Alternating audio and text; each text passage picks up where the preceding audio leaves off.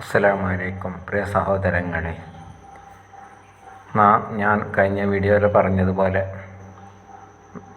നമ്മെ സൃഷ്ടിച്ച് പരിപാലിക്കുന്ന ജഗതികന്താവായ റബ്ബിനെ അറിഞ്ഞ് അവൻ നമുക്ക് ചെയ്ത അനുഗ്രഹങ്ങളെ മനസ്സിലാക്കി ജീവിക്കുമ്പോഴാണ് നമുക്ക് സ്വസ്ഥത ഉണ്ടാകുന്നത്.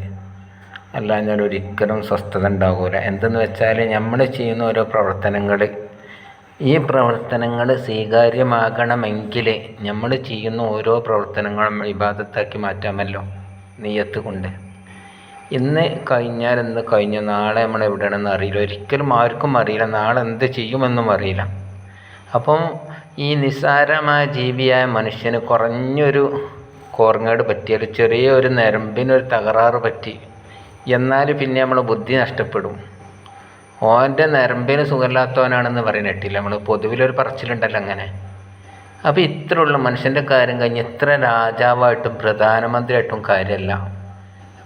പണവും പ്രതാപവും കുറച്ച് കാലം ഉണ്ടാകുള്ളൂ, വയസ്സ് ആകാതെക്കൂലല്ലോ. നമ്മൾ ഏതാളാണെങ്കിലും അവൻ വയസ്സായി വാർദ്ധക്യമെത്തി മരിച്ചു പോവുക ചെയ്യണത്. നമ്മളിവിടെ എത്തിപ്പിടിക്കാൻ വേണ്ടിയിട്ട് എന്തൊക്കെ പരിശ്രമിക്കുന്നു, എന്തൊക്കെ കിട്ടണം എന്നാണ് നമ്മൾ ആഗ്രഹമുള്ളത്.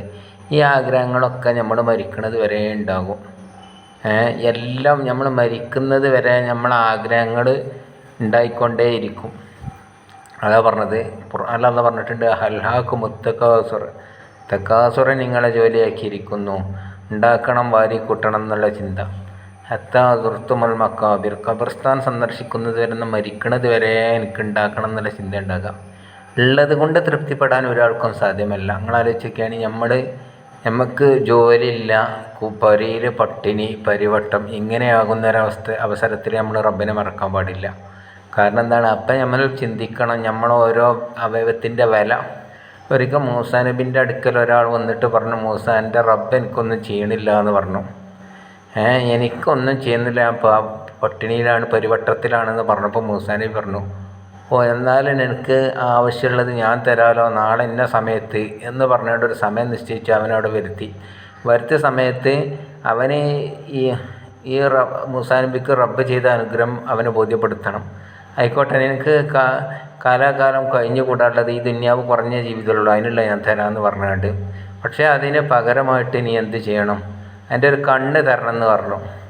അപ്പോൾ പറഞ്ഞു, എൻ്റെ ദുന്യാവ് എന്ത് തിന്നാലും കണ്ണ് ഞാൻ തരൂല എന്ന്.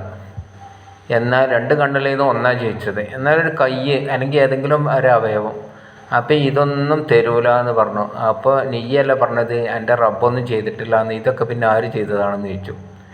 അങ്ങനെ ആ വന്ന വ്യക്തി എന്തായി, റബ്ബിൻ്റെ അനുഗ്രഹം മനസ്സിലാക്കി. ഇതുപോലെ നമ്മളും റബ്ബിൻ്റെ അനുഗ്രഹം മനസ്സിലാക്കിയാൽ നമുക്കെന്ത് വിഷമമുണ്ടെങ്കിലും നമുക്ക് വെള്ളം ഇറങ്ങണുണ്ടല്ലോ, ഭക്ഷണം ഇറങ്ങുന്നുണ്ടല്ലോ. നിങ്ങളാലോചിക്കണം, നീച്ച് നടക്കാൻ കഴിയുന്നുണ്ടല്ലോ, തളർന്ന് വീഴുന്നവരെത്രയുണ്ട്, കിടക്കണവരെത്രയുണ്ട്.